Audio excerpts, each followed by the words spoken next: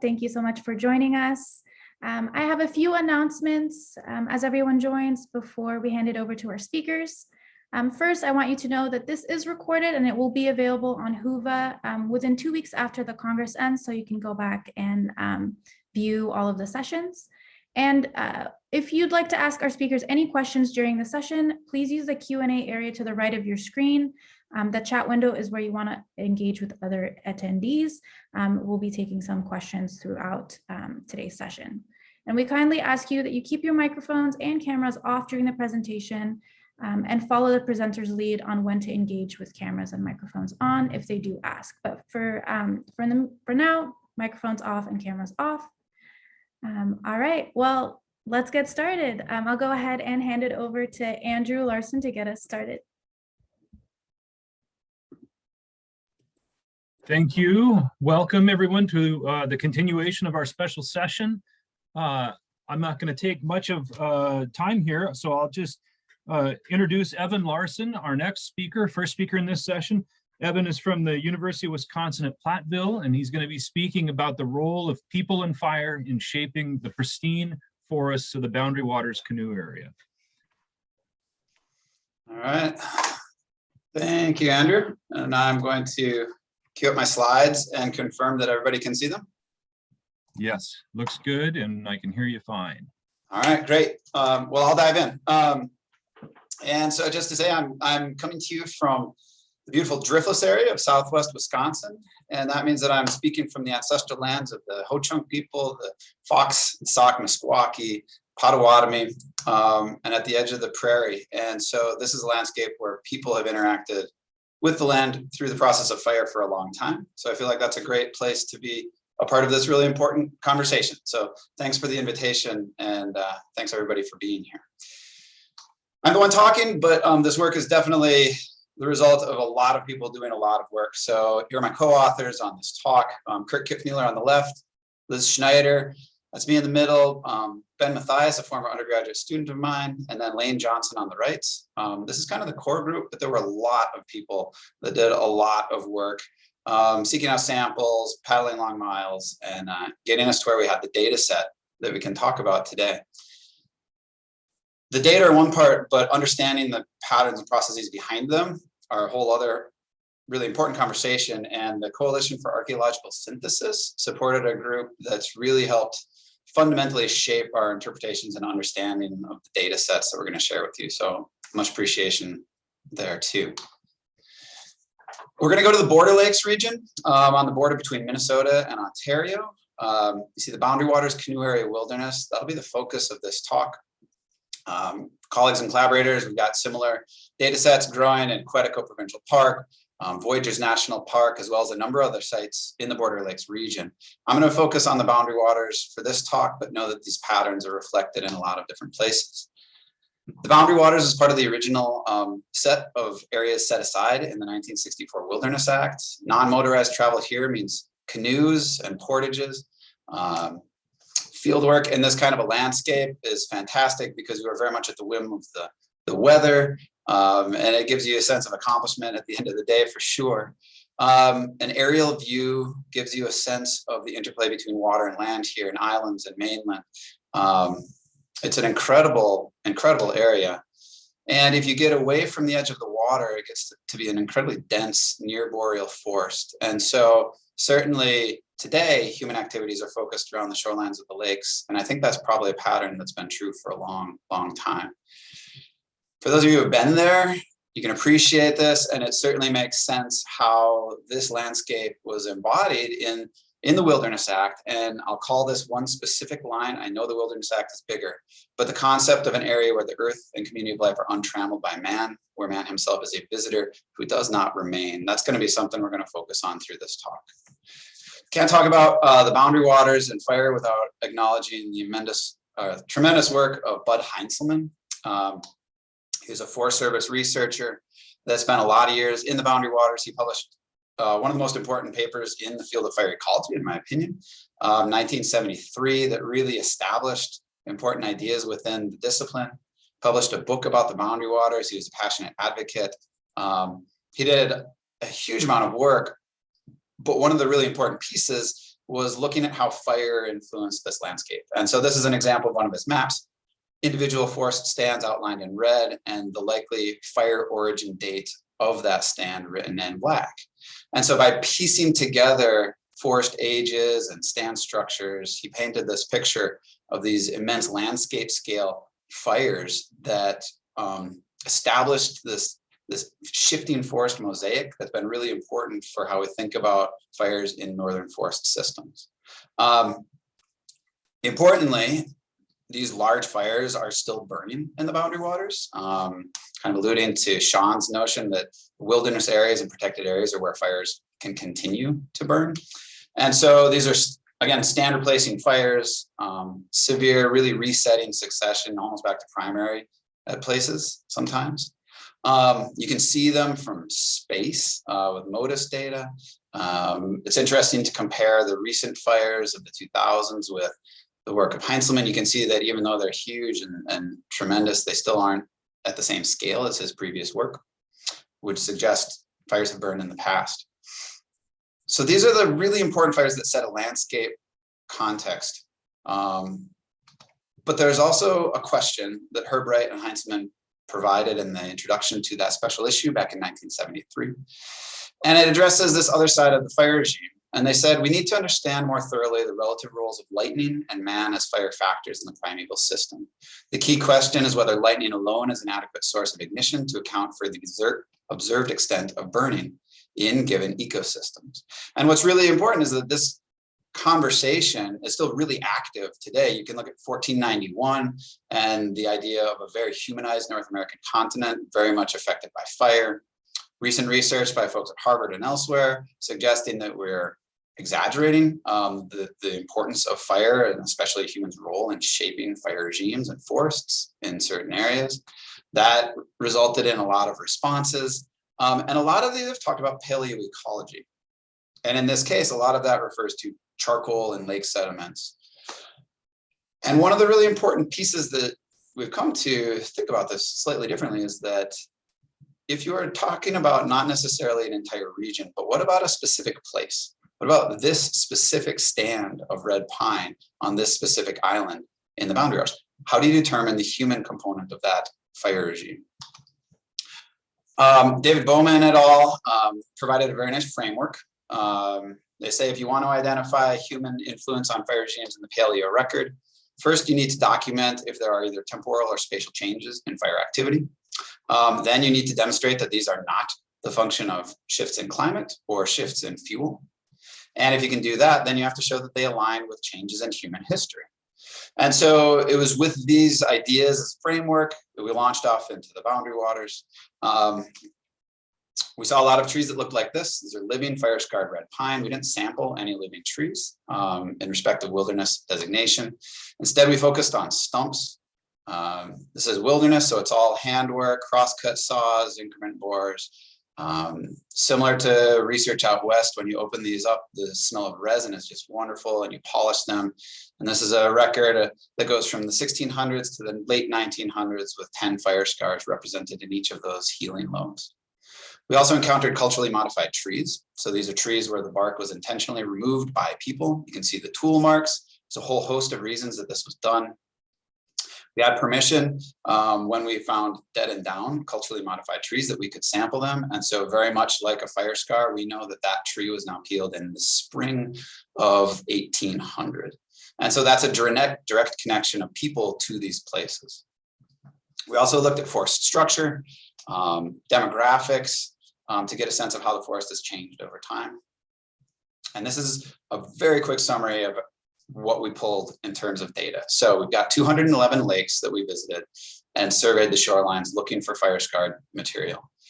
We collected fire history samples in every stand that had 3 or more fire events. That came to a total of 414 fire scarred trees, 246 culturally modified trees around the study area, 32 age structure plots in which we record just under 1,100 trees. And so that's the foundational data set for what I'm going to share with you now. Changes in frequency. Every white line represents one of our fire scar samples. A red box indicates where that sample recorded a fire event. I'm going to put a composite down at the bottom.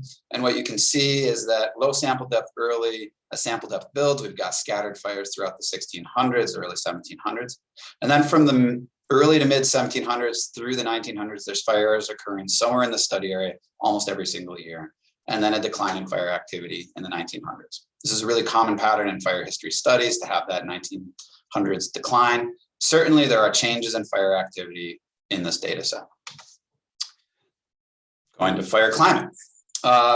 Superposed epoch analysis is one way that you can assess fire climate relationships. What we're looking at here is a graph showing you the departure in Palmer's drought severity index during an event year. So in this case, fires that scarred trees in at least 4 different sites across our study area. So this tells us that fires burned when it was dry. That's a well-established pattern, not surprising. And so then if we look at 500 years of tree ring-based drought reconstruction from an independent data set, to explain shifts in fire activity, you would have to see a step change in drought conditions. And we don't see that. And what's really interesting is if we overlay our fire events, you can see the larger circles, those are larger fire events, mostly occurred during drought, makes sense. But if we look at the distribution of fire events across the PDSI conditions, you've got fires burning in wet years to dry years and all across. And what this really says is that changes in climate cannot explain the changes in fire activity based off of this relationship. So let's look at human history then. This is our study area again, except what you are now seeing are the First Nation reserves in Canada and the reservations in Minnesota of Anishinaabe communities who are ancestrally connected to this landscape. You're also seeing 2 major travel corridors, the border route in blue and the Kaministiquia route to the north. Those have been areas of intensive land use or intensive human use since time immemorial as travel corridors by Indigenous people moving through this landscape, connecting Lake Superior to inland waters, as well as the fur trade. Using that as context, we can now sort our fire history samples to those that were sampled off route or away from the border route versus those that were sampled on route. Immediately, you can see there's a lot more fire recorded at on route sites where people were more commonly engaging with the landscape. We'll put a cumulative fire scar count at the bottom here, add in the culturally modified trees that we were able to sample and date. Overlay those, you can see a nice match with fire occurrence. We'll add in written record by European explorers in 1736 of an Anishinaabe settlement on the western edge of our study area as control of this region shifted from the Lakota to the Anishinaabe. And then we can throw on the Nelson Act of 1889 that required all off-reservation Anishinaabe to be removed to the White Earth Reservation in western Minnesota. This is a fundamentally humanized fire regime. However, let's for a minute pretend that we're at a conference full of scientists that need to see quantitative data and can turn a blind eye to an extensive and rich oral history describing Indigenous engagement with fire as a process interacting with the landscape. And somebody might say, Evan, you simply have more fire scar samples at on-route sites. Of course, you're seeing more fire activity. True. Kurt, who I saw in the audience, came up with this absolutely elegant and beautiful approach to determine if that could explain the differences that we see. And what he did was he put all of our fire history sites into a common pool and then created 1,000 random draws of an equivalent number of on-route and off-route sites, and then summed up the number of fire events that were recorded in each of those draws.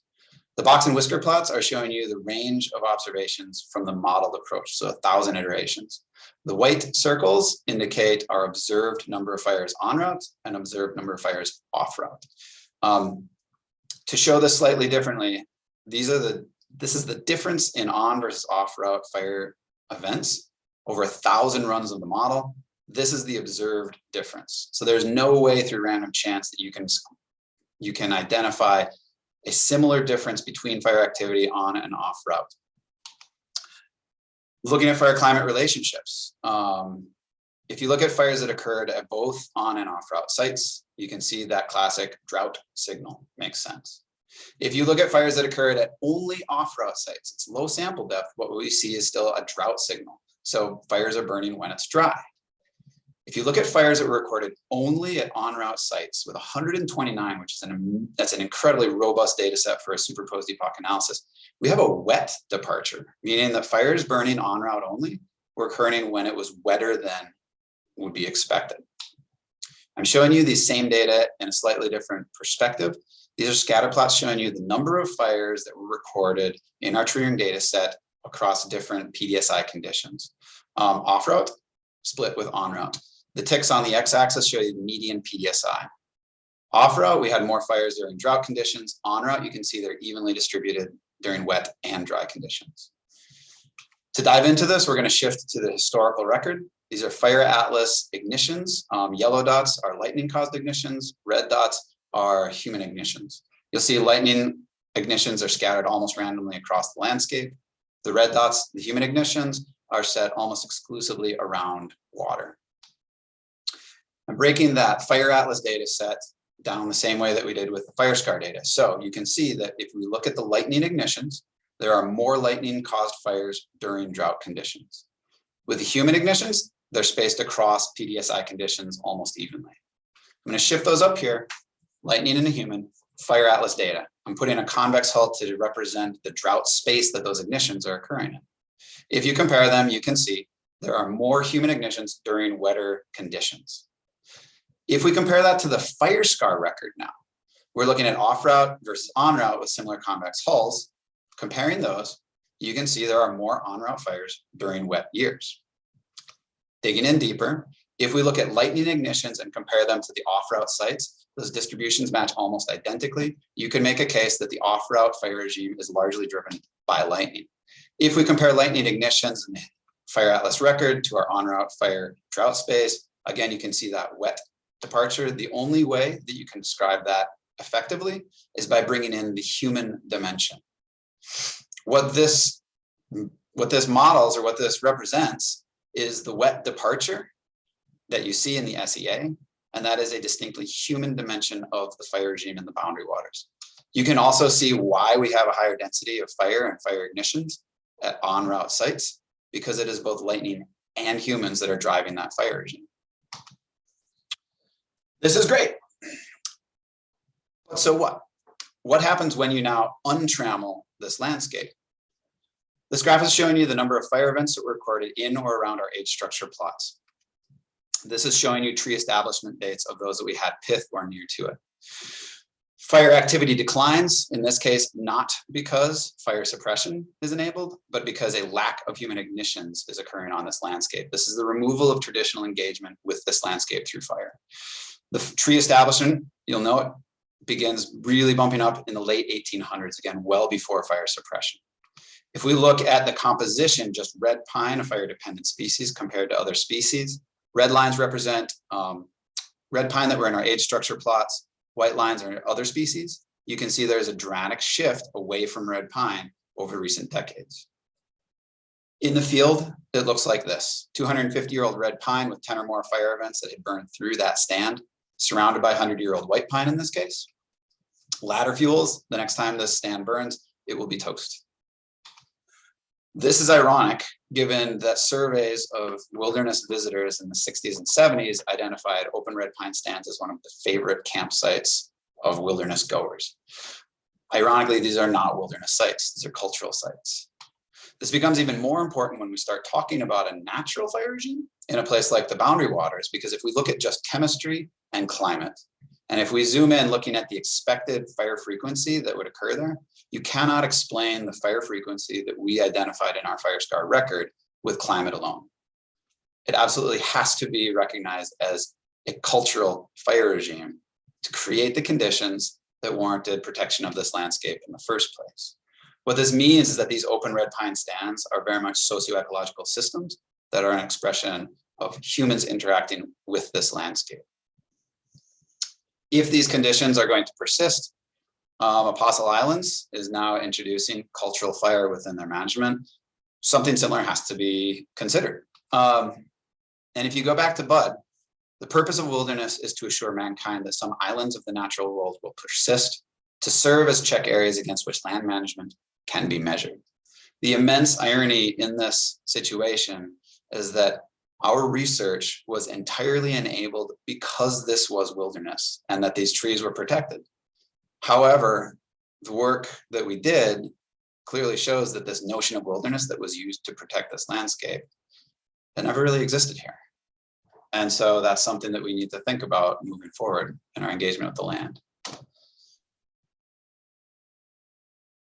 Excellent. That's Thank what I've you, got. Evan. Thank you. We do not have time for questions right now, but I'll just direct our audience members to the Whova Q&A section. You can post a question there for Evan. And then, of course, we have 20 minutes at the end of the session reserved for live Q&A and discussion.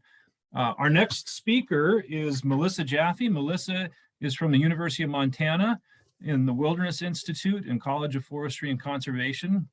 And I'm just going to turn it over to you, Melissa. Thanks so much.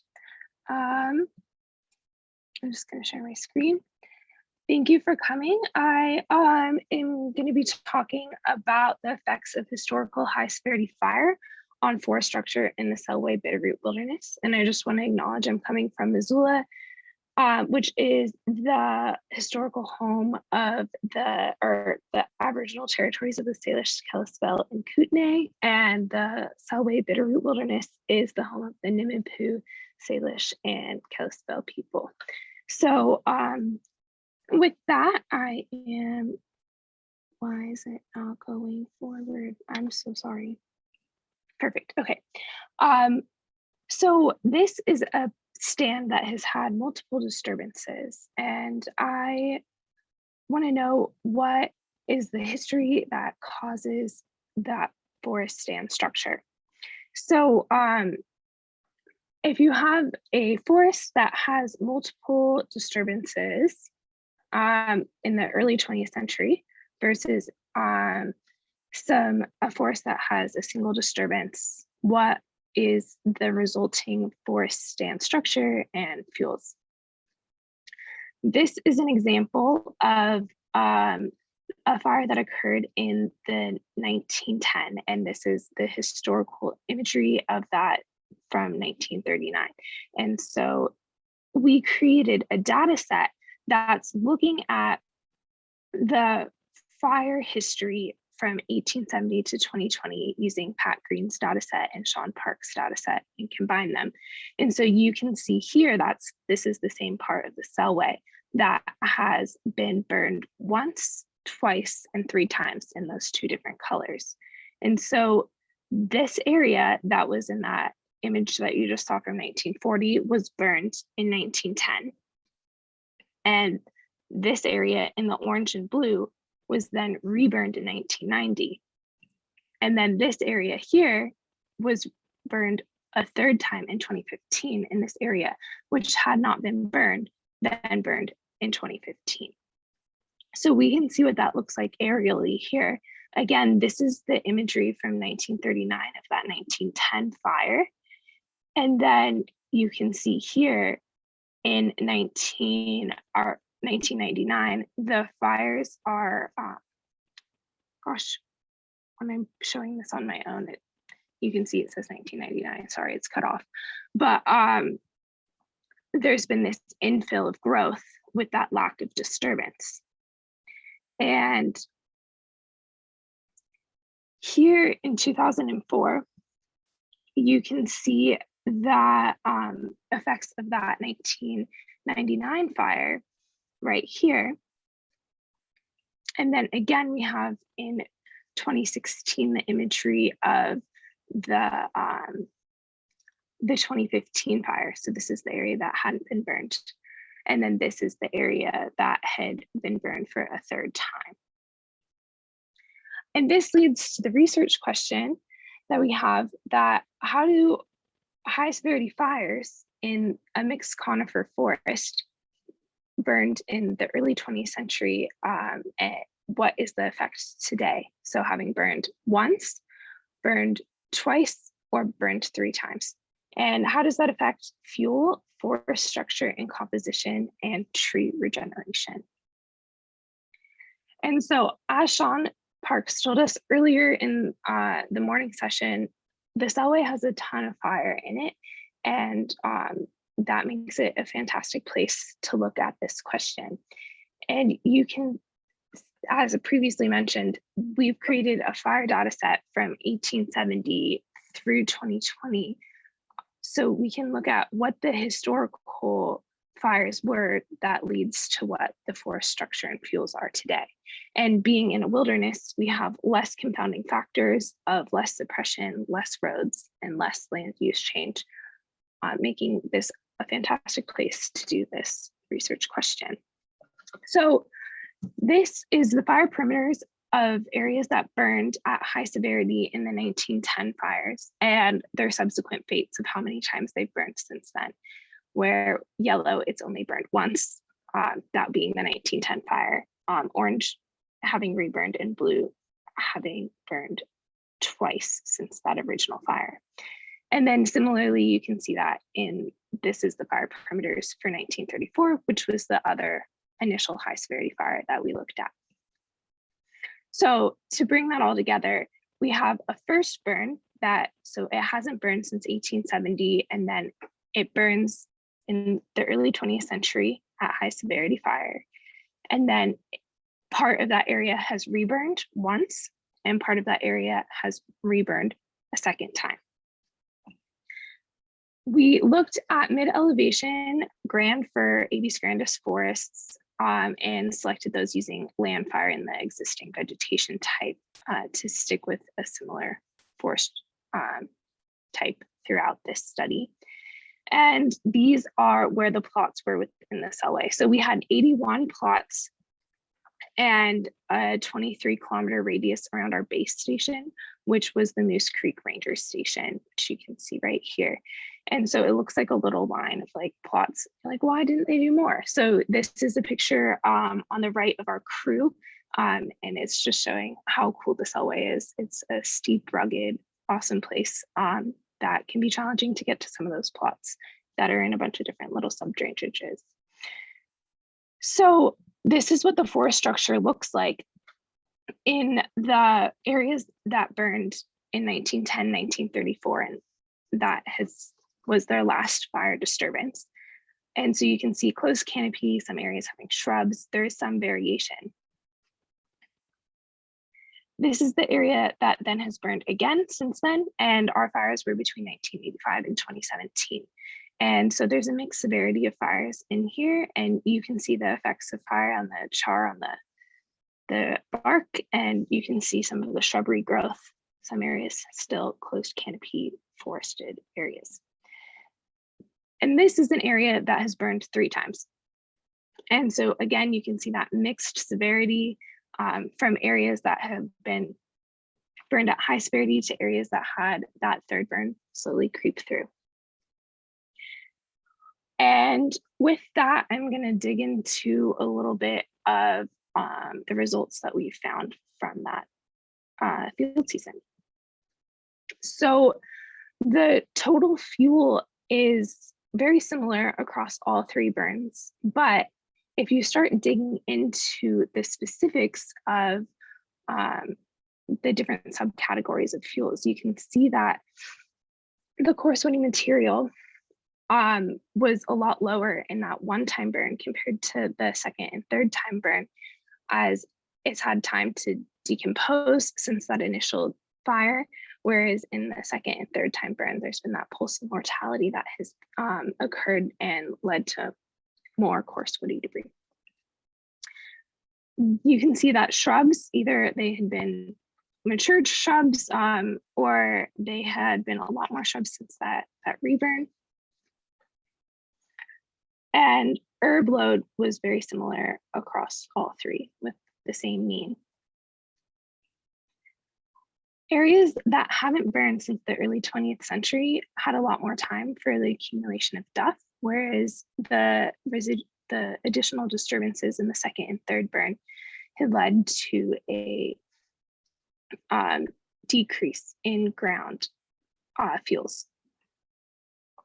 You can see that similar pattern here with litter, with an even further decrease in litter with that in the 3rd burn. And so getting into the forest structure and composition, the live basal area was highest in the areas that haven't had a disturbance since the 20th century, a fire disturbance, and subsequently decreased with a second burn and a third burn. And similarly with your quadratic mean, you have the highest quadratic mean diameter in your first burn, and then it decreases with the second and third. So larger trees in the areas that haven't had a fire for about 100 years. And as previously mentioned, it's a very grand for Abies grandis dominated forest composition, but interestingly, you can see that there's been an increase in Pinus ponderosa in the second and third burns. That opening, that disturbance has allowed shade intolerant species to persist more. Whereas the spruce, the Phycea engelmanni, has decreased in that second and third burn. And you're seeing a small increase in Pseudosugum manzesii, some Doug fir there, and a decrease, especially in the larger DBH for the Thuja playacata, your red cedar. So I'm digging into regeneration now.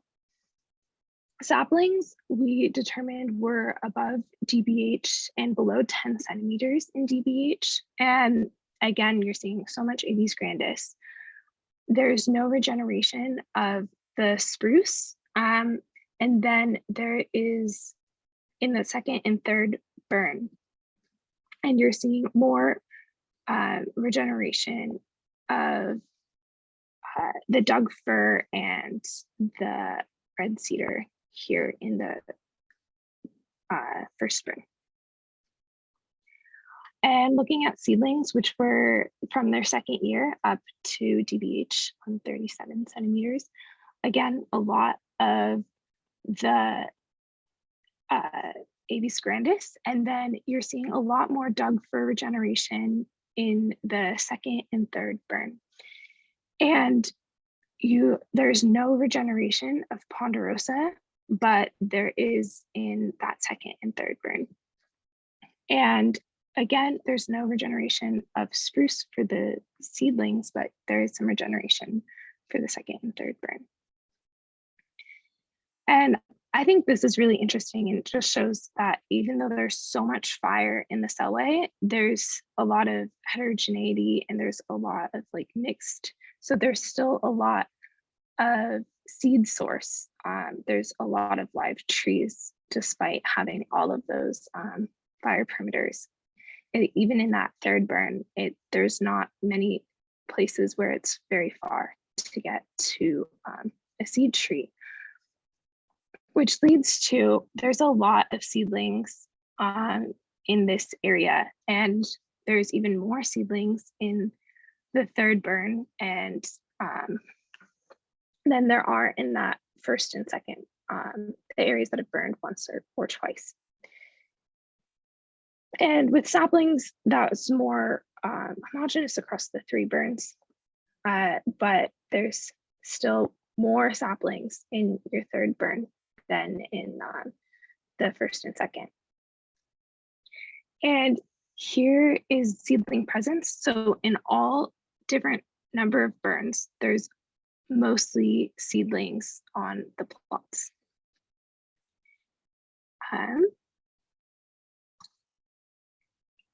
And so even though the total fuel is the same across all of the burns, the composition, when you break it down, is different, with more coarse woody debris in that third time burn, and then more ground fuels in that first burn. And the structure and composition, there's more trees in, and they're larger in that one time burn, and there's a lot of species variation in all of the different types burns. And in regeneration, there's a lot of grand fir, which is replacing that. Most of the dominant trees are grand fir. And there's the most regeneration in that third time burn.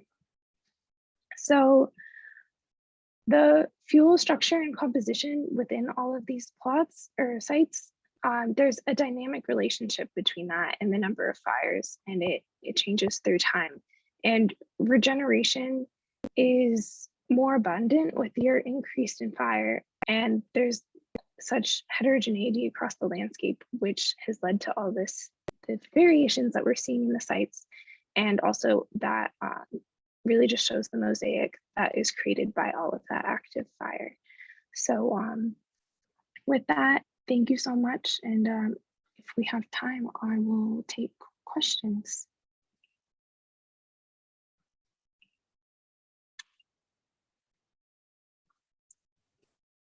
We do have time. Thank you, Melissa, for that presentation. So you can, folks, you can enter questions or comments in the Q&A, and we'll get those copied over or read out loud here. We've got about 4 minutes left. So I'll start us off with a question, Melissa. One of the things, so at least for those of us out west, familiar with Abies grandis, grand fir, or if you're in the Sierra Nevada, maybe its close relative white fir, Abies concolor, it often is kind of cast as the bad guy in the sense that it's the shade tolerant species that has really been a winner during the period of fire exclusion and is much more abundant than we think of historically. And yet what I see in your regeneration data is this just overwhelming abundance of grand fir in these active fire regime landscapes. So I guess my question then is, is grand fir sort of within some sort of natural range of variability in an active fire regime here, or is it sort of out of whack in the way that we think of frequently in the fire excluded landscapes? I think that's a great question, and not one that I think that I'd be able to necessarily answer, but I can say that the Selway Bitterroot Wilderness has, compared to a lot of other areas, a lot less fire exclusion, and has, with a shorter amount of time, and the areas that we've seen because of active fire management, there hasn't been as much suppression, but that doesn't mean that there hasn't been exclusion. And I think that because we're seeing all of these areas that we've been to have had so much fire, they burned 3 times, and they're still coming back with fire or with grand fir, that though it might not be seen as like something, we're like trying to keep all the like ponderosa in those fire suppressed areas because of the infill, and that's not something we're necessarily concerned about with grand fir. You're still seeing grand fir in an active fire regime, which I think that's natural and something that we can tell from the wilderness areas. Excellent, thank you. Let's see if there are any other questions here. I don't want to dominate the discussion, but I am willing to. Were you surprised by your fuels results, or was that right, in line with your expectations going into the project? I think that the fuel is definitely heavier in some respects than I did expect. And going into the field, when we were standing on top of like 5 logs that have all fallen on top of each other in like a jackstraw environment, was definitely not something that I expected. And I think those points probably showed up as outliers in the graph that I showed, but or plot. But I think that, yeah, it was a little heavier than I expected. All right, well, we're going to go ahead and transition now. We've just got just 30 seconds or so left. And so, Melissa, thank you for that presentation. And I'll introduce our next speaker, Judy Springer. Judy is going to be speaking to us about some long-term investigations of plant community response to manage wildfire using the Grand Canyon National Park ecosystems as a model system. So Judy, you can go ahead and get your talker up, and I will just turn it over to you. Okay, can you see my talk? Not yet. Okay, I'm not Was yours sharing it. recorded? It was not. I Oh, forgot okay. to hit the share Oh, screen. here it comes. There we go. Yep. Thank you, Andrew. All right, great. I'm gonna mute, and the floor is yours. Great. Thank you, Andrew, and thank you, everybody, for joining me this afternoon. Along with my co-authors, Mike Stoddard, Dave Huffman, Daniel Laughlin, Pete Foulet, and Mark Daniels, I'll be talking about long-term plant community responses to resource objective wildfires. So by long-term, I mean 10 to 12 years since the fire. So that's relatively long-term in this field of study. And we looked at 3 different forest types at the Grand Canyon on the North Rim. I'd like to acknowledge my colleagues at the Ecological Restoration Institute at Northern Arizona University, as well as the Grand Canyon National Park staff who helped make this project possible, and the staff and students who helped to collect this data. We collected data over 3 years, so it was a pretty big endeavor to get to some of these study areas. And I'd like to acknowledge the research that was funded by the TRIF fund at NAU, the National Park Service, and the Forest Service. And photographs will be provided mostly by SciNet. As well, I'd like to acknowledge and offer my gratitude to the 11 tribes that live in this region, particularly the northern band of Paiutes, who also continue to use this land to collect and to worship. The recent history of the Grand Canyon, I'll begin discussing what happened around the late 1800s when the land began to be inhabited by Euro-Americans. So the fire regime we've determined from fire scar evidence was disrupted around 1879, around 1880. That's when fires in most of this area ended, as far as we know. However, we'll learn later that there was one of the sites where fire continued basically uninterrupted, one of the 3 sites. Wildland fire, the managed wildfire regime, has been used since the 1980s here and continues to be used. There has been some controversy on the North Rim as far as grazing and browsing. So I'm sure all of us remember from our ecology classes and as undergrads about the deer herd eruptions up there. And there continues to be a lot of controversy over whether this happened the way it's been told.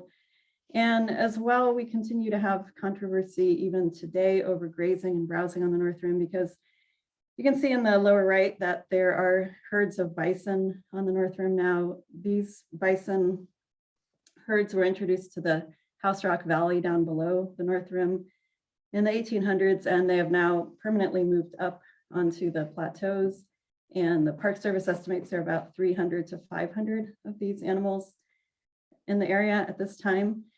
And there have been some efforts to reduce the herd sizes. So there is some controversy still going on the North Rim. And then of course there's climate change, which continues to impact the North Rim, as evidenced by this slide. So data collected from the Bright Angel Weather Station indicates that there's been basically a downward trend of annual precipitation since the late 80s and an upward trend in temperature. This shouldn't come as a surprise to anybody, nothing new with our crowd here. There has been quite a lot of research conducted on the North Rim, and there are several papers written by Daniel Laughlin and others that examine the understory community on the North Rim, but a study by Huffman et al. In 2020 indicates that data and studies on effects of resource objective wildfires on the understory there are underreported, and oftentimes the results tend to be mixed. So there's a real dearth of knowledge that we have on what the effects are from resource objective wildfires on the understory community. So there was a need for this research, and the paper that's shown by Stoddard et al., that is a sibling paper to the one I'm presenting today. And if you want to learn more about what happened with the overstory, I would suggest consulting that paper. There's a vegetation map of the study area. The forests on the north rim have a sort of climatic elevational gradient from west to east. So on the left is, you can see the black dots represent our study area and our study plots on Powell Plateau. That is a pine oak system, ponderosa pine, gamble oak, and then mixed conifer in the middle. And then over the lime green color is where you start to integrate into spruce fir forests. And this map shows the resource objective wildfires that occurred in 2003. So there was also a gradient here with fire severity. So the pine oak system on the left experienced mostly unburned and low severity fire. The mixed conifer forest in the middle had a mixed severity regime, as did the spruce fir on the right, but there was much higher fire severity with the spruce fir than with the other two types of forests. And just to give you an idea of what these sites look like. So the pine oak system, as I mentioned earlier, it's had a pretty much uninterrupted fire regime since the 1880s. And the before and after photos look pretty much the same. I forgot to include a before fire photo, but in general, before and after look similar. There aren't many shrubs growing here. There's a nice carpet of grasses and lupin you can see there in the bottom.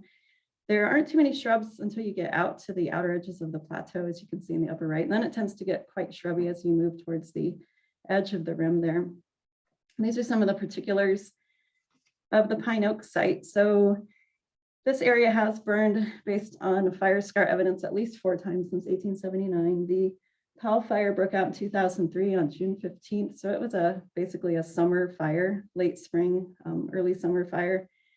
As I mentioned earlier, it was primarily a surface fire. Over 85% of it was either unburned or low severity. We had 17 plots at the site, and we collected our pre-fire data in 1998, and then 2 years post-fire in 2005, and then 10 years after that in 2015. Moving over to the mixed conifer forest, the upper left gives you an idea of what this forest looked like at one time before the, after fire had been disrupted. It was pretty heavily dominated by small white fir trees. You can see there in the understory. So Abies concolor, and a pretty heavy fuel loading. You can see it's very dense, very dark. So imagine what types of plants might be growing here in this shady environment, as opposed to the upper right and the 2 lower pictures that were taken post-fire. So based on the work done by Stoddard et al., there was some first order fire effects that killed many of the trees. A lot of the little white firs disappeared. And then over the 10 years after the fire, you started to see some secondary mortality of some of the bigger trees, but probably the biggest change occurred in that lower right picture. You can just see that there was quite a lot of resprouting of deciduous tree species, primarily quaking aspen and New Mexico locust. So those species started to infill, and the canopy cover was starting to come back in again. The particulars for the mixed conifer site are that this site had not burned since 1879 until 2003. And this, as opposed to the other site, was a fall burn. The lightning ignited it on October 7th, and it lasted roughly a month. So this site experienced mixed severity fire. A little bit of it was unburned. Most of it was low severity, and then there was some moderate, just a teeny tiny bit of high severity fire.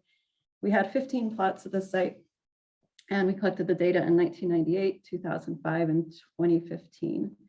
The spruce fir site also had a heavy fuel loading prior to the fire. The site has these beautiful parks intermixed in with the forest. And so it was also quite shady pre-fire in 2001. And then post-fire, you see a similar pattern to those previous photos from the mixed conifer. So the site was higher severity. So you can see that there was some mortality of the larger trees, and then this resprouting occurring once again with the aspen and the New Mexico locust. The site also had not burned since 1879, also a fall fire. Mixed severity, but this time there was quite a bit of high severity fire as opposed to the other 2 sites. And we had 11 plots here measured in 2001 pre-fire, and then 2005 and 2015. So this is a summary data of what Stoddard et al. Found in their paper. So I just wanted to give you a snapshot of what happened with the overstory. So if you focus on the left column of figures from the pine oak, you can see that with tree basal area, tree density, and with tree canopy cover, not a lot happened. The site pretty much maintained the same levels of basal area density and canopy. However, the story is different if you turn your attention over to the middle and the far right columns with the mixed conifer and the spruce fir. You can see that there were significant differences occurring here in pretty much all of the categories: basal area, density, and canopy cover.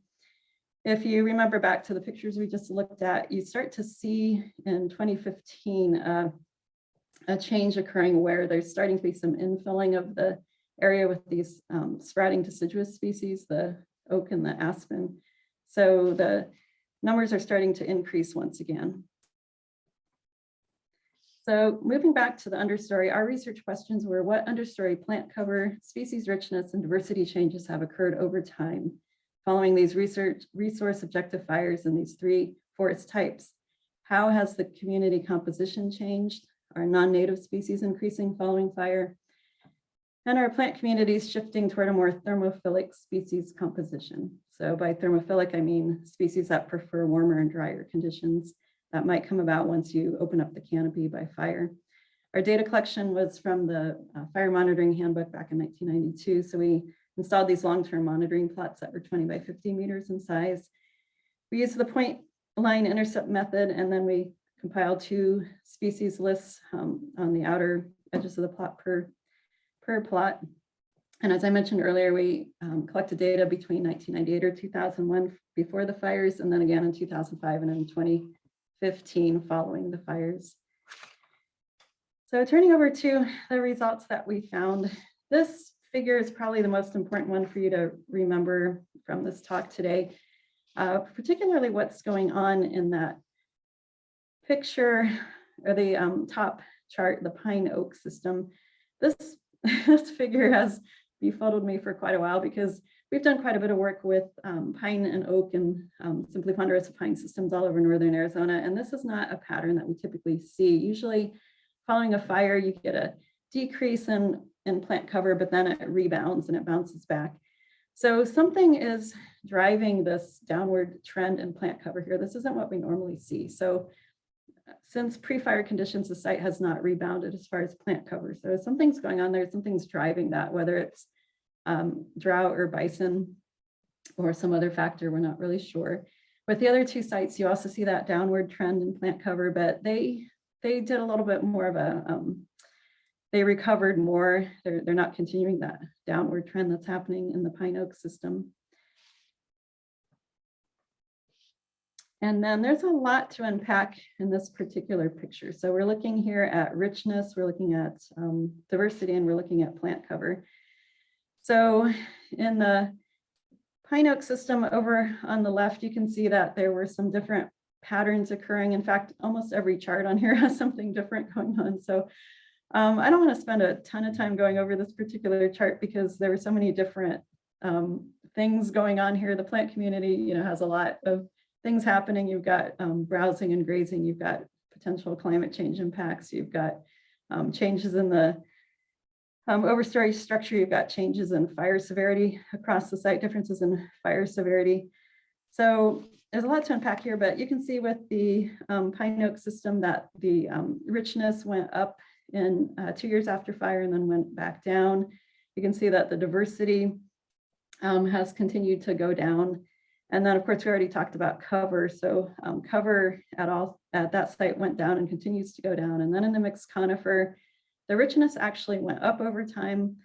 Diversity kind of bounced around. Plant cover went down, but seems to be sort of almost in a recovery state. And then in the spruce fir, you can see that not as much was happening there with richness and diversity. So in other words, the same species are still there over time, but so when we do richness and diversity, it's based on the number of species. So the species numbers stayed pretty much the same, but then the plant cover was going down in that site there towards the end of 2015. And what's going on with non-native species? So Bromus tectorum, or cheatgrass, we've heard a lot of talks at this conference about invasive annual grasses. Bromus tectorum is widespread in the pine oak system, and it continued to increase over time. So it's the main species that we need to keep an eye on. In these systems, common mullein or verbascum thapsus was widespread in the mixed conifer, but the cover levels were pretty negligible.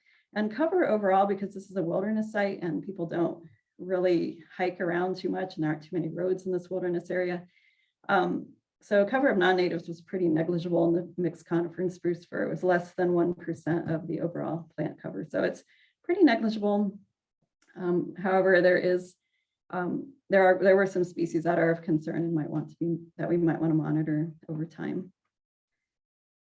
And then moving over to non-metric multidimensional scaling ordinations, or NMDSs. So what these do is they tell us how different the communities were from each other from year to year. So in the pine oak system, if you focus on the little red triangles, that was the plant community in 1998. You can see it was pretty widely spread out, pretty diverse, a wide range of plant communities. And then in 2005, the green triangles, you can see it kind of went off in an opposite direction from where it was in 1998. And then in 2015, it almost sort of rebounded. So we heard Don Falk talking yesterday about resilience and different trajectories that forests can take. So what I see looking at this site is that it's probably pretty resilient and it rebounded back to what it was originally or close to it. But you see a different pattern in the mixed conifer and in the spruce fir where they're not really rebounding. They're going off into this other trajectory. They're moving off. They're still in a state of recovery. They haven't gone back to what they were pre-fire. So there's something different happening with these two communities. They're now quite different from what they were pre-fire. And so we take a look at what species might be indicative of these new conditions following fire. So again, this site, it rebounded. So you can see by 2015, one of the indicator species was ponderosa pine. So 2005, which was 2 years after the fire, you would expect a lot of early successional or ruderal species. And indeed, you do have that in 2005. But by 2015, these species weren't so much indicative anymore. So that says to me, it's maybe kind of maintaining a similar state to what it was pre-fire. But then in the mixed conifer and the spruce fir is where the issue of conservation might start to come in. So you see that one of the indicator species in 1998 was rattlesnake plantain or Gojira oblongifolia.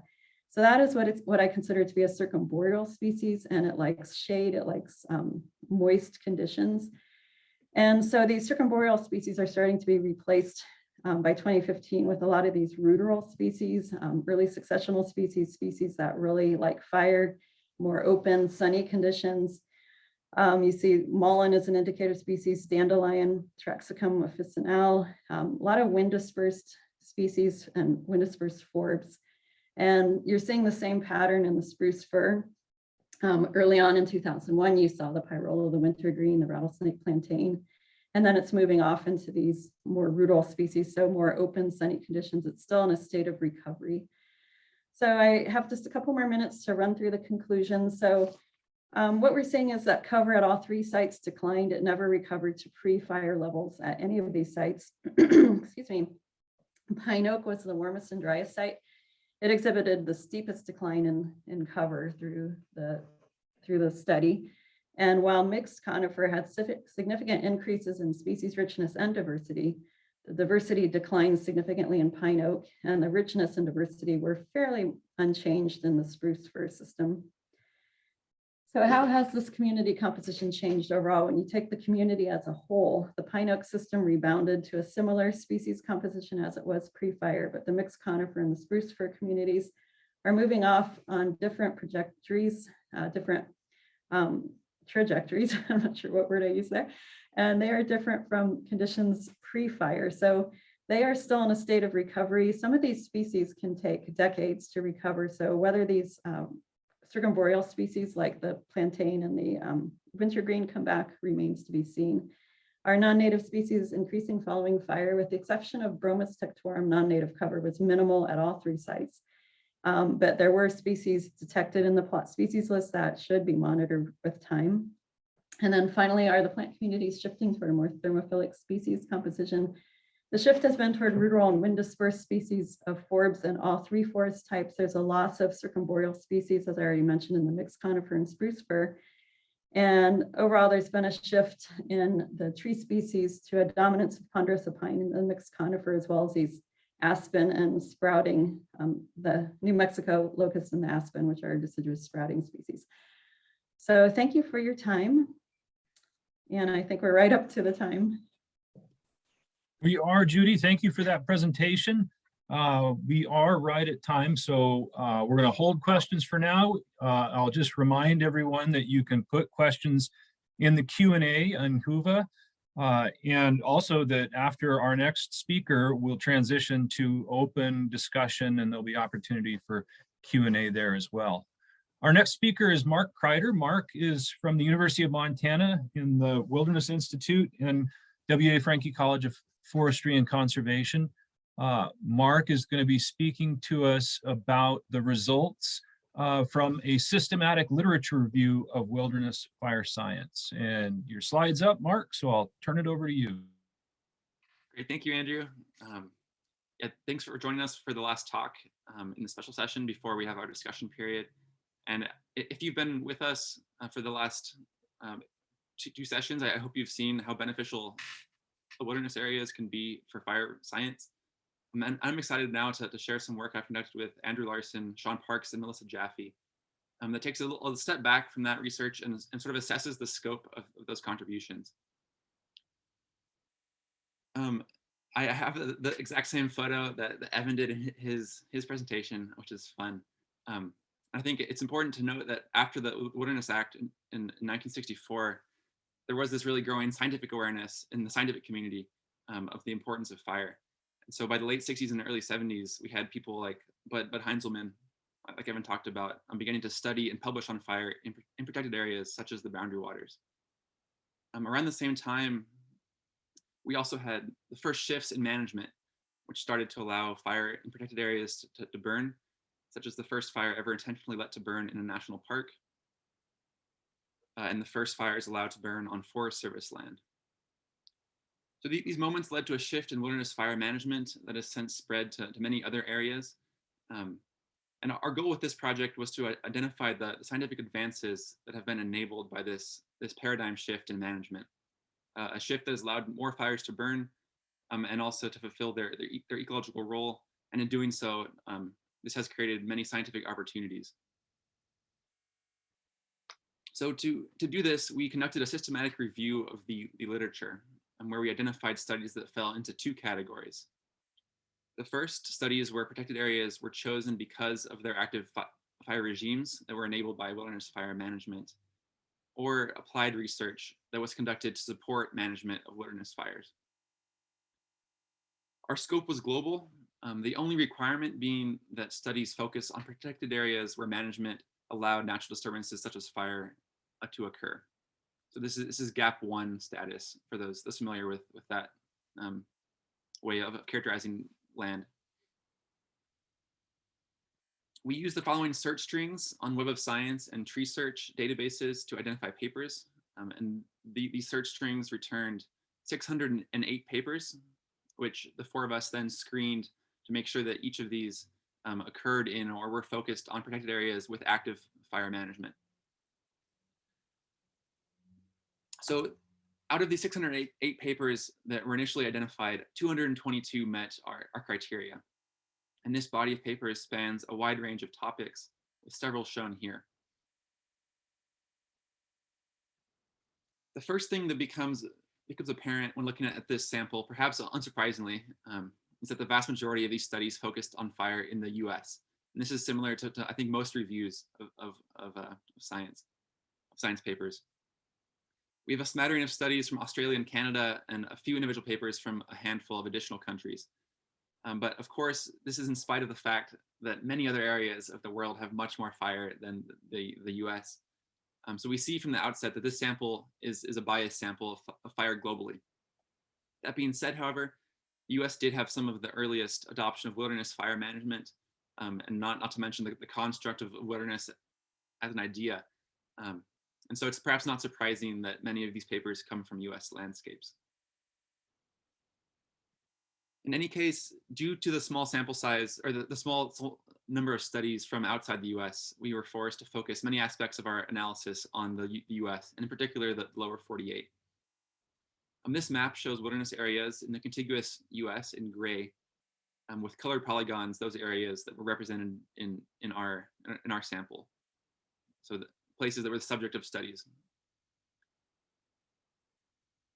Studies in this sample occurred over the last 50 years. The earliest paper was a paper by Hanselman from the Boundary Waters, just a few years after the passing of the Wilderness Act. And in our sample, the Boundary Waters were the focus of 17 studies over this time frame. In 1972, the Whitecap Wilderness Fire Study in the Selway Bitterroot Wilderness in Idaho and Montana helped to spark a shift in fire management. And this wilderness area has been the subject of more studies than any other. Another Northern Rockies wilderness area, the Frank Church River of No Return Wilderness, shows up a lot and has enabled lots of fire research, as we've seen talks this morning from that area, as well as the Selway from Melissa. And there have been more recent contributions from wilderness areas in the Southwest, such as the Gila and Alder Leopold. And of course, we heard about fire in the Grand Canyon just before I speak. And finally, there have been a lot of studies from Sierra Nevada wilderness areas, such as Yosemite National Park. And finally, there is growing work in the eastern US as well, in places like the Linville Gorge wilderness area in North Carolina. And taken together, we see a sustained acceleration of research that has been enabled by growing wilderness fire management, and a trend that will likely continue to grow. So looking now at the frequency of studies for wilderness areas with more than 10 in our sample, we see that the Northern Rockies have been the focus of a large amount of this wilderness fire science, followed by some Southwest wilderness areas, and then those in the Sierra Nevada. Most papers in our sample were observational and presenting new data that they had collected, with a sizable portion also being review papers or synthesis papers. And then the remainder fell into categories of modeling, studies, methods, papers, data sets, or field experiments. We also categorized the major topics of papers, and papers could have more than one major topic, which is why these sum to over 100%. But across all papers, three major topics emerged. The first is fire effects on vegetation, papers like this one. The second research area focused on the disturbance of fire itself, papers that look at how fire is impacted by previous fires or by changing climate. And finally, a substantial number of papers also advanced our understandings of wilderness management, especially discussing challenges and solutions on how to return increased natural fire to the landscape.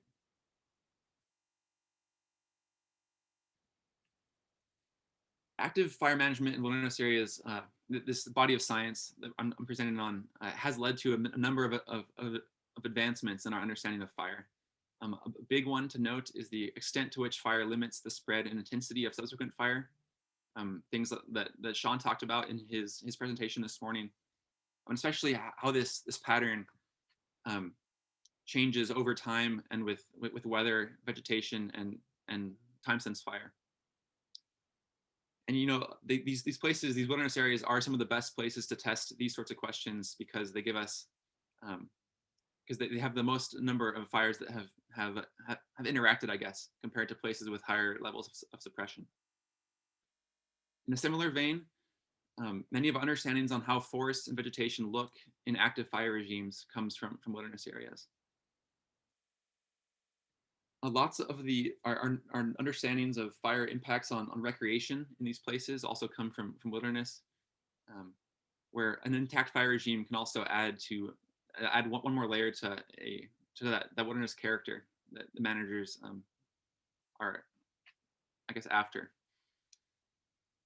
And finally, it's important to mention that taken together, these advancements and this body of work in general has also greatly contributed to the growing awareness and understanding of fire as a natural process, Even though the vast majority of fires outside of wilderness areas continue to be suppressed, this changing culture is a result, at least in part, of this research over the last 50 years. Beyond the knowledge that we have gained from wilderness fire science, we also care about how generalizable or representative this knowledge is.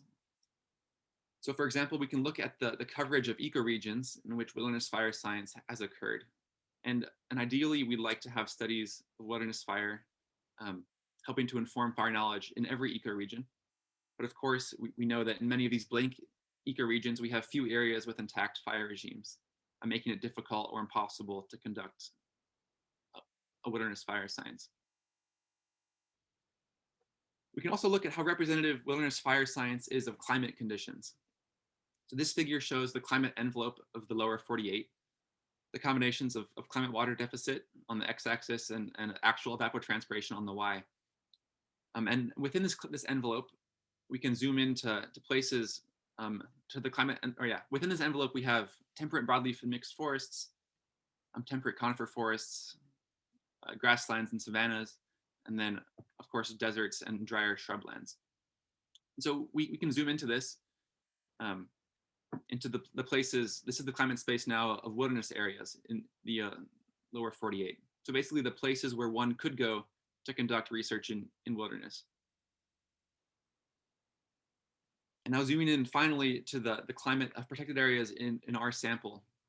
In this literature review, we see that studies from this sample cover a much smaller climate envelope. These clusters correspond to geographic locations where we once again see that much of the research has occurred in the Northern Rockies, the Sierra Nevada, and a few Southwest locations.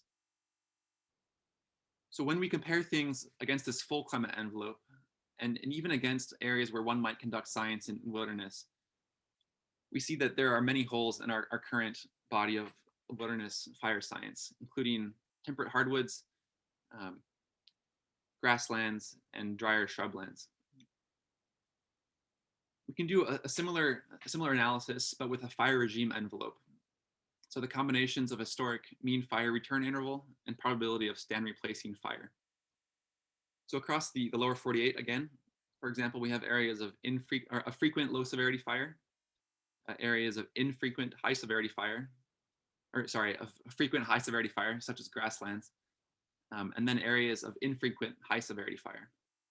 And then of course, there's lots of variability in the middle.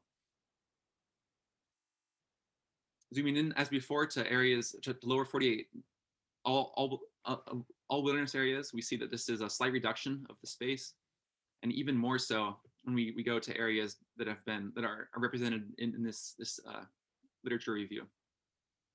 So we see that the fire regime space of wilderness fire science is concentrated in this intermediate mixed severity fire regime space. And of course, these regimes tend to be more complex and hard to predict than the extremes. So this body of research is and will continue to be critical for fire science. However, as with climate space, these studies are not wholly representative of the US at large. However, this doesn't mean that scientists have done a poor job of designing and conducting wilderness fire studies. And when we look at US wilderness areas and the relationship between the amount of fire that has occurred in these areas in the last 30 or 40 years, and the amount of studies that focus on these areas, we see that by and large, research is tracking where fire is occurring on the landscape. For example, the big Northern Rockies wilderness areas with lots of fire have correspondingly lots of studies. And perhaps the only wilderness area that has experienced a large amount of fire without many studies is the Okefenokee wilderness in Georgia. These remaining wilderness areas, places that have not received many studies, these represent important locations for future growth in both research through studying existing fire that has happened in the recent past, as well as management by allowing more fire to burn in these areas and thus creating more opportunities for fire research. Zooming in now to those studies I highlighted on the slide before, these places that have not been the subject of many studies, I want to highlight some opportunities for future wilderness fire research. So places that have fire, but that have no research that was captured, at least by our sample. And these are also locations that would increase diversity and coverage of our understanding of wilderness fire. One example is the Kamiopsis wilderness in Oregon, a place that has had a lot of fire, but there were no studies that turned up in our literature review. The Marjorie Stoneman Douglas wilderness in the Everglades in Florida. The Delamar Mountains wilderness in Nevada. The Bradwell Bay wilderness, again in Florida. The Chiricahua wilderness in Arizona, close to the border with Mexico. The Shenandoah wilderness in Virginia. And the Soldier Creek wilderness in the Great Plains of Nebraska. So to illustrate how studies in new areas, such as the ones I just mentioned, these 7, to illustrate how these might increase the coverage of our research. Here's the climate window before that I showed of the sample or the studies in our review, with the gaps once again in hardwoods and much of this more arid part of the climate space. This is the climate space that these 7 example wilderness areas would bring, helping to fill in many of these gaps in climate. In the same way, we can look at the fire regime space of the papers currently in our sample, and note that we don't have much research in wilderness areas with frequent low severity fire or frequent high severity fire ecosystems. And again, this is the fire regime space of these 7 example areas. So I just want to make the point that there are wilderness areas with at least some fire that can help us to fill in these gaps. So if you're interested in starting a new research project, perhaps look into one of these areas, or look into places that might help fill in some of these holes in our current body of fire science. So this review of wilderness fire science shows how important wilderness fire management is for fire science. And without a shift towards allowing more fires to burn, we would not have had the wealth of scientific opportunities that this fire has allowed. And yeah, we wouldn't have the knowledge gained from those. Things like the importance of self-limitation, the importance or how forests look and act in active fire regimes, the effects of fire on wilderness recreation and the challenges with wilderness management. This review also reveals areas both geographic and conceptual where more research attention is needed. As you saw earlier, we have very few studies outside of the US. And within the US, most of the studies come from a few areas. So it's important to expand our knowledge. And part of that comes down to management, allowing more fire to burn in other parts. Finally, we also have much of the research explored the fire effects on vegetation.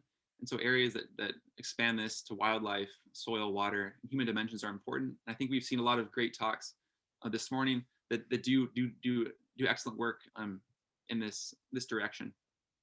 And finally, it's important to highlight the role of indigenous burning. There's a great talk by Evan. I think that is really important work that needs to be done in more places to explore and bring that to the forefront, how these places that have very little human management today, that was not always the case. And so to learn more about the role of indigenous burning prior to the last 150 years or so. So with that, I'd like to thank my collaborators, Andrew Larson, Melissa Jaffe, and Sean Parks. And thank you for watching, and I'm happy to take any questions.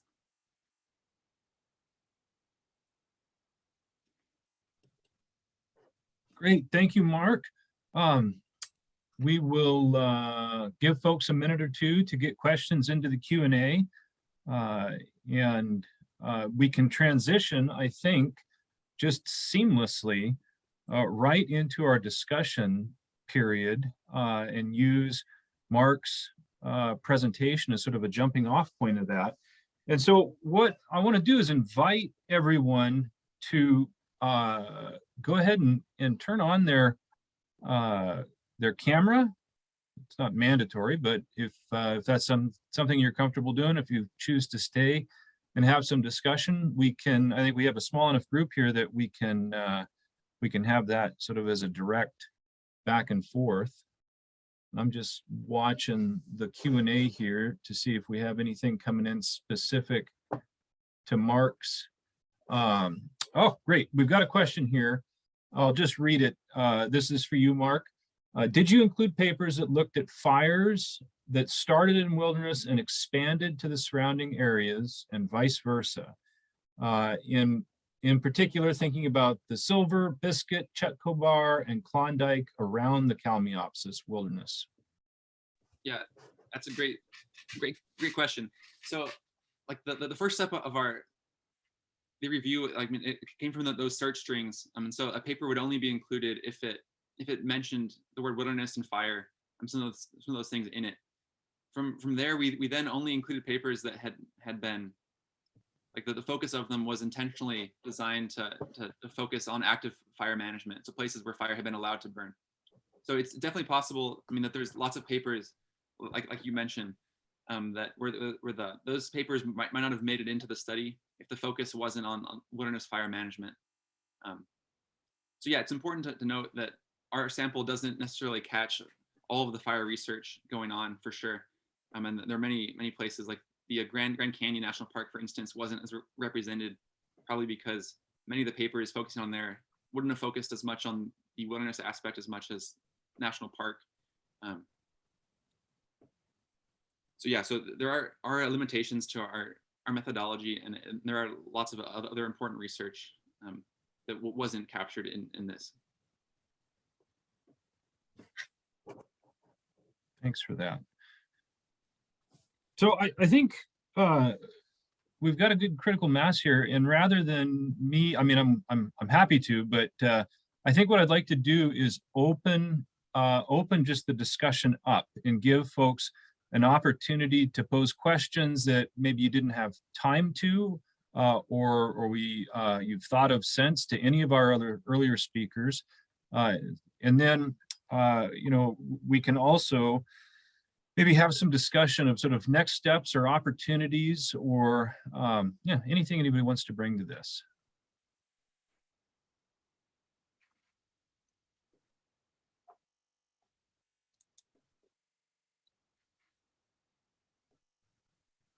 I feel like I'm in one of my classes trying to get students to engage.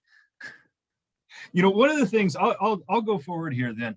One of the things that I feel like I've seen across many of the talks, especially the ones that have had a hydrologic or aquatic component, is that hadn't really occurred to me before, is sort of how the hydrologic processes and the stream and aquatic environments are integrating so much of what's going on in the uplands and the fire activity there. So that was one of the sort of emergent themes for me. And I suppose for folks who work in that domain, it's not surprising, but that's been a big contribution for me, is just to think about how the fire that's happening in the uplands is influencing and connecting with the food webs, the physical structure, the transport of water downstream, where the fire may not even be directly impacting that.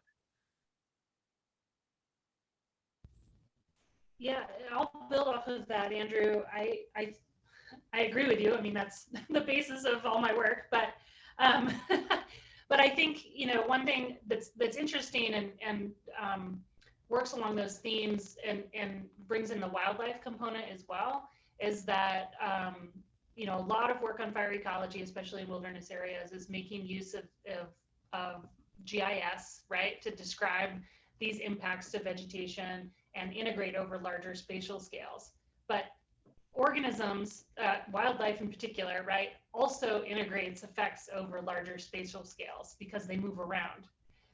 So viewing the landscape through the lens of you know, an American dipper or a spotted owl or whatever also sort of integrates the impacts of fire, both across the landscape, across time, and then across levels of ecological organization.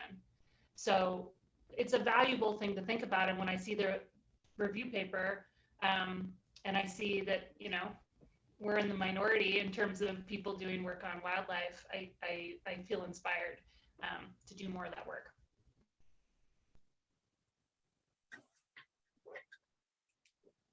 That's great. I'm glad that it's motivating. I'll add just one more thing with wildlife, right, is that we have one of the most powerful pieces of legislation that deals with wildlife, which is the Endangered Species Act. And that is coming up against fires in wilderness, right? Organisms like the spotted owl, like the Pacific fisher, that require these like old growth forests that are now getting burned in giant fires. What do we do in that context? So.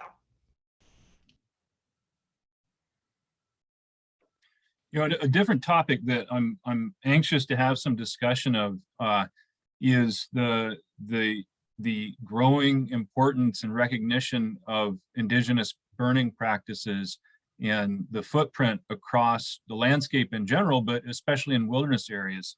And you know, the question that you know, I've had a lot of opportunity this semester with one of my classes where we're focused on wilderness issues to have some, you know, take kind of a deep dive into this and related topics. But the question that I have is, how can we reconcile the I'm going to say apparent, it could be actual, I think it's apparent or actual, depends on who you're talking to, tension between the sorts of data and information that Evan presented and just the sort of paradigm of wilderness management and wilderness fire. And I think that for those of us that work in protected areas and wilderness management or the science that gets done in those areas, we have to make some progress in addressing that tension. So I'd love to have some discussion and ideas on that.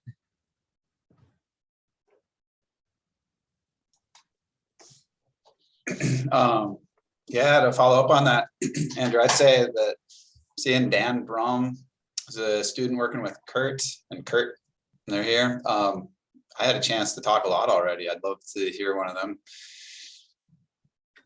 kind of share their thoughts.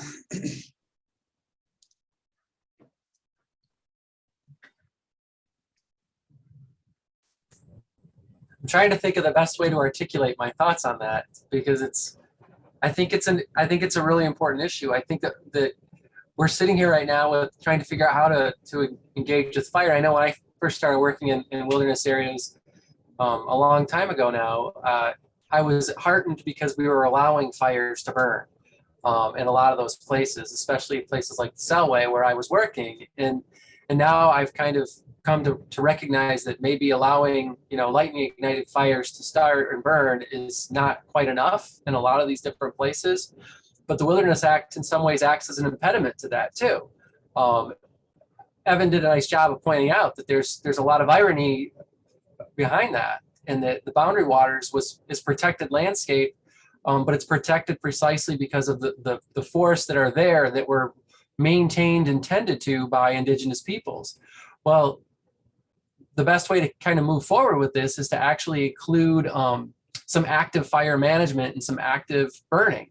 But that kind of goes against the idea of, you know, leave no trace or don't have an impact. And I think that that's where we have to start thinking, well, how do we put fire on the ground in a way to manage, tend, and restore both cultural practices and ecological processes? And I think that that's where you start to run into the legislative side of things that makes it more challenging. I think most of us would agree that it's probably okay to in a lot of places, if you can demonstrate that people played an important role in the fire regime, that maybe it's time for us to start rethinking how we actually manage wilderness landscapes, in the sense that we should be in putting fire on the ground more often. I also think, though, it's hard, like, and it struck me when I was watching Mark's presentation, that the distribution of wilderness areas is so heavily skewed towards the West, and attitudes in the West on fire are different than attitudes are in other places. And so we have this really, really strong bias that I think we actually probably need to start to address too, of Western fire versus fire elsewhere too. So it's not really, I don't really know if that's what you were getting at, Andrew, or not, but maybe that'll just kick it off. It absolutely is. It absolutely is. I know that, Sean, I might put you on the spot here, because I know that there's a precedent for prescribed fire use in wilderness areas. But I have a very limited understanding of under what circumstances that is allowed to happen. And if you think there might be a pathway for, I don't know, I'll say restoring a human component to some wilderness fire regimes through that. Yeah, there's very few examples of actual prescribed fire in wilderness, as well, except for the park. The Park Service is much more willing to do prescribed fire in wilderness than, say, the National Forest Service. For example, this summer I was up in the Saguaro National Park and Wilderness, and they've been doing prescribed fire up there, and it looks great. It's awesome. I do think that this increasing recognition that indigenous fire practices were so prevalent is going to provide an opportunity for the Forest Service to maybe revisit this idea, because it's there's two things going on. First of all, humans were a natural part of the fire regime, number one, and number two, our wilderness areas and everywhere else are getting pretty much so screwed up from fire suppression. We're going to lose the very values that we were trying to protect in the first place by, these stand replacing fires and conversions to alternative forest types. So I am thinking and hoping, and there's actually a direction I'm working on, or started working on about a year ago, to that, acknowledging the importance or prevalence or frequency of, indigenous burning in these wilderness areas will give us rationale for including, or kind of restarting these programs that the indigenous folks did. I feel like in that conversation, there's this really important opportunity, because the way I think of it a lot of times, that untrammeled line in the Wilderness Act, like knowing that there's a lot more in it, but that's such an important piece of people's identity, or how they think about it. And it really reinforces the idea that if you have impacts on an ecosystem, they're bad, and that human impacts are fundamentally bad. And it makes you complicate that when you start talking about indigenous fire stewardship, because you either have to discount indigenous people as not human, or acknowledge that your definition of what is good and bad is not accurate. And so I feel like the lesson that certainly has been really profound for me is just recognizing how often I go to that automatic assumption that human impacts are negative and nature means that you have as few of those as possible, to recognizing that, that really you're talking about the system that people are a part of and have always been a part of. And that there's opportunity for benefits, depending on what your definition of those are. If you're talking resiliency, diversity, you could talk a long time about what your end goal is. If you're talking about wilderness character, if that character is dependent on a human role, then I feel like that's a way to restart that conversation, even within the existing language. I found that the United States is pretty unique in thinking that Aboriginal people should be removed from wilderness, right? Like in other parts of the world, national parks include the humans.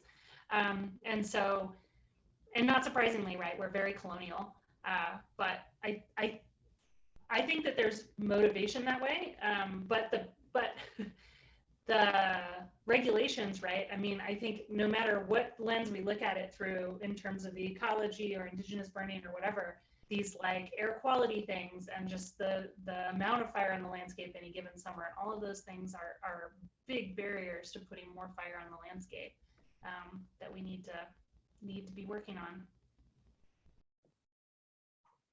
I found yeah. So I was just going to add that another big barrier to this too is public perception, right? The users of particular wilderness areas do not necessarily want to see them burned for whatever particular reason. I know that that's been a big issue with where Evan and I have been working a lot, that just getting the story out that fire is an important ecological process is one thing, but then adding to that indigenous burning is also important. You still have to overcome that immediate reflection or reaction of a lot of people that, well, I don't want to camp in a burned area, or I don't want to camp in a in a burned landscape. And so I think that there's a lot of public education that I think that needs to go on around this as well, to say, look, we're doing this for a bunch of different reasons. And yeah, short term, there might be some black in landscapes, but long term, it's better for the entire ecosystem. But I think that's a really, really important point too, a part of this whole discussion. I thought the climate figures that Evan showed, like how the distribution of climate with lightning ignited fires was different than human ignitions, and it was less extreme on like the hot dry. I thought that was really interesting too, and it could be a good leverage point to, make a case for how prescribed fire, it's fire on our terms more, and especially as climate changes, it could be a way to have fire under less extreme conditions and more of it. Yeah, and I think, Sean, your figures, like when you're talking about the model you're developing in terms of area burned and how it works if you use protected areas linking climate to fire, and it doesn't work if you move outside of those spaces. That was kind of it was really cool to see that, because I hadn't thought about that in a way, but our wilderness areas are now, I'll say it, natural fire regimes, but what I mean are they're climate driven and weather. And when you get outside of those protected areas, you're getting into the human influence on those relationships. And exactly to your point, Mark, part of engaging with fire actively and proactively is that you do get to have some influence in terms of when things go. And thinking about, in the boundary waters, you get the fires during the wet years were likely set by people. And that would, in turn, building on what everybody else has talked about in these sessions, when you talk about the interactions between the different perimeters and the fuel structures and all these things, like what that was doing is that was reducing the size and the severity of the fires during the big years. You were engaging in that process and I guess almost reducing that purely climate driven fire regime so that you're having more fires during less severe fire weather. And that would play out in huge ways over time. It'd be really interesting, Sean, to be able to run your numbers like way back and see, I know I can't, but if you go back 500 years and looked at the exact same areas, would climate still be the prime? Would it be so cleanly of a driver as it is now? Or have we actually amplified that by reducing the human component?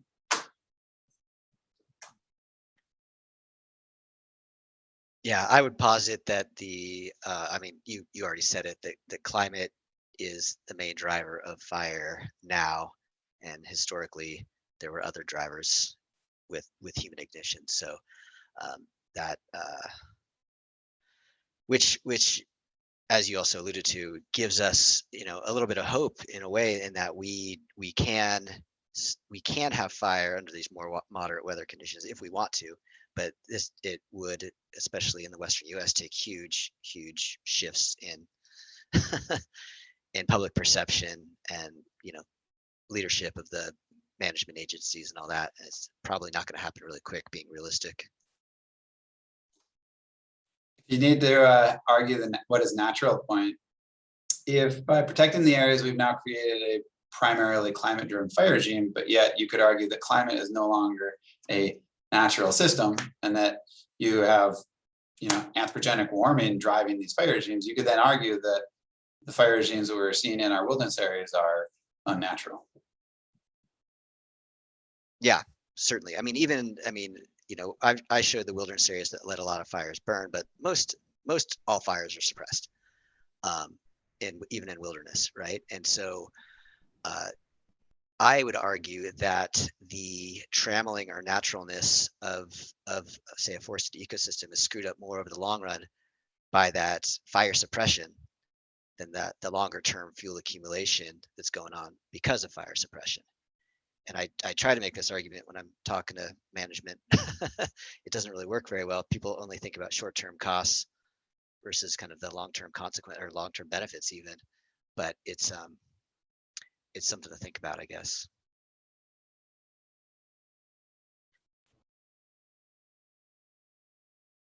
We are coming up on our allotted time, and I want to just wrap up here before we get shut off. And I'll just start by saying thank you to all of you who presented and stuck around and engaged in some follow-up discussion. And I really appreciate everything that everyone brought and the effort you put in to making this a success. I think that this is some of the best, some of the only, honestly, discussion I've seen at this meeting. It's been an awesome meeting so far, but this part has been, I think, the hard part of doing it online. So I really appreciate this particular element in particular. I think with that, I'll say, best of luck to you in your research and carrying it forward. And I want to borrow, I think, a page from one of the earlier keynotes that I watched. I can't even remember who it was. Sally Archibald was making a wonderful point about the importance and benefits of talking across disciplinary boundaries. And she was encouraging the fire ecologists to talk to the physicists and to the evolutionary biologists. And I think that we've seen some of the benefits of that sort of cross-boundary, cross-discipline connections today. So I'm grateful for it. And I'm looking forward to interacting with all of you in the future and maybe doing some science together. So thanks a lot. Thank you. What's that? Thank you, Andrew, for moderating today. I want to make sure to give a few reminders before we let you all go today. I want to first of all thank all our amazing speakers. This was a wonderful session, as Andrew stated, and a great discussion. This session is available on Whova within 2 weeks after the Congress, so you could rewatch it anytime you need to. And then I also wanted to give one last reminder to join our closing session starting at 3 p.m. This session will feature our AFE special award announcements, keynote speakers, and that includes Paulo Fernandez, Associate Professor at the university. And if you need to reach any of these sessions, you can go to the agenda tab, click the sessions, and you'll find everything you need there. So thank you again for joining, and I hope you have a great day. And now I'm going to end it. Thank you, speakers. Thank you.